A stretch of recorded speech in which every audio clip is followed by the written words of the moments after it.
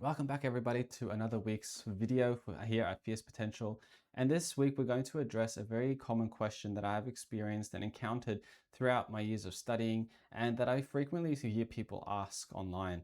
And this is a short program of doing yoga and light weights enough for me to attain my goals? First off, we need to be able to consider the different training adaptations and benefits that we get from different training modalities, because every single training modality that we have, whether it's cardio training, strength training, hypertrophy training, boxing, dancing, whatever it is, there is a specific adaptation that we get from different training styles.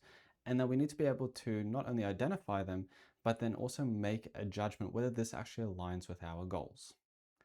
First off, specifically looking at yoga, there's three main benefits that yoga gives us, and more so a beginner program of yoga. This is range of motion, flexibility, and well-being benefits. Collectively, these are the main benefits that you get from a beginner program. And there are different benefits that you get from more advanced programs where you have to be able to develop strength and you have to develop your proprioception or balance in some cases to be able to perform at a higher level. But we're just going to keep this in terms of a basic yoga program. And now that we know that, we need to be able to recognize and more so understand if this actually aligns with our goals that we want. The next training style that we need to consider is light weights.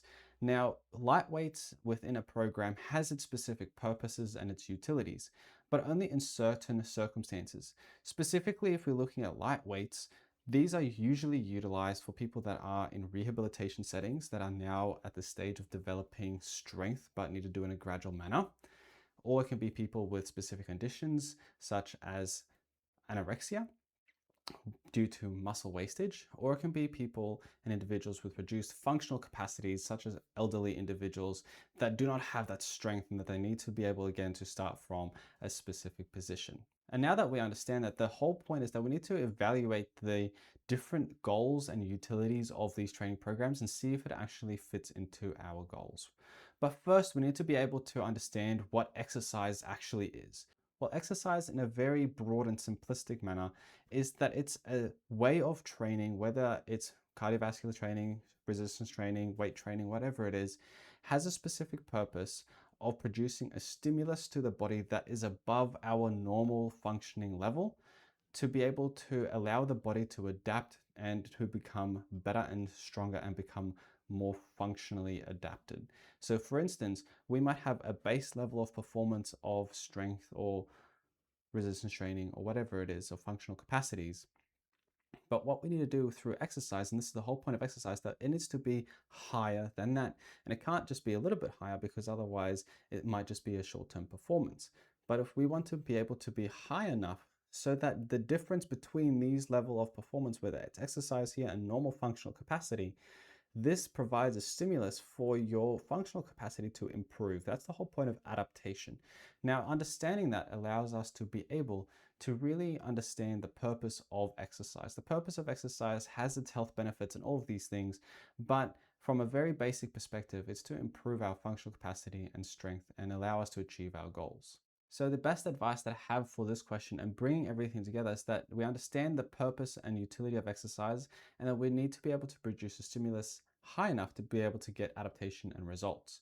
But now that we also understand that fundamental principle, now we can also go and look at the training modalities and benefits that we have from them and be able to make a judgment of whether we are actually going to improve and include this in a program, and whether it's going to be good enough for us to achieve our goals. Well, the next step is that we need to understand what the goals actually are. Okay, so are the goals specifically relating to those outcomes of range of motion, flexibility, well-being, or are you within those special circumstances of rehabilitation, whether you have maybe muscle wastage or if you're a little bit elderly? Now, if you can answer those as a yes, then by all means include them, because that is probably going to be the best idea for you to include within your program. But if it's more so one of the common goals of whether it's weight loss, strength, or hypertrophy or muscle building, then we need to go and reevaluate our program. We need to understand first off the goal, and then once we understand the goals that we have, then we need to understand how and why we're going to get this. Okay, so we need to understand how, what are the training modalities, what do we need to do, and why do we need to do that specific training? And then once we understand that, we can create a program and formulate it on a solid foundation where we do not waste time, we do not waste effort, and we don't get demotivated when we're doing it. But there is a specific caveat to this question. Now, if you have the desire and the interest to be able to become better at yoga, or you just are doing yoga for the sheer enjoyment or the well-being benefits, include it with your program and specifically for the benefits that you want that relate to your goals and your outcomes. So that might not necessarily be relating to those main goals that you have, but I would say do it as an addition. If you have the main goals of weight loss, strength, hypertrophy, or even cardiovascular training, improvement, cardiovascular fitness, I would say to go and make a main program that has the components that you have or that you need to be able to get the adaptations that you want, but include things like yoga to be able to help your recovery, to help your well-being, and for your soul enjoyment.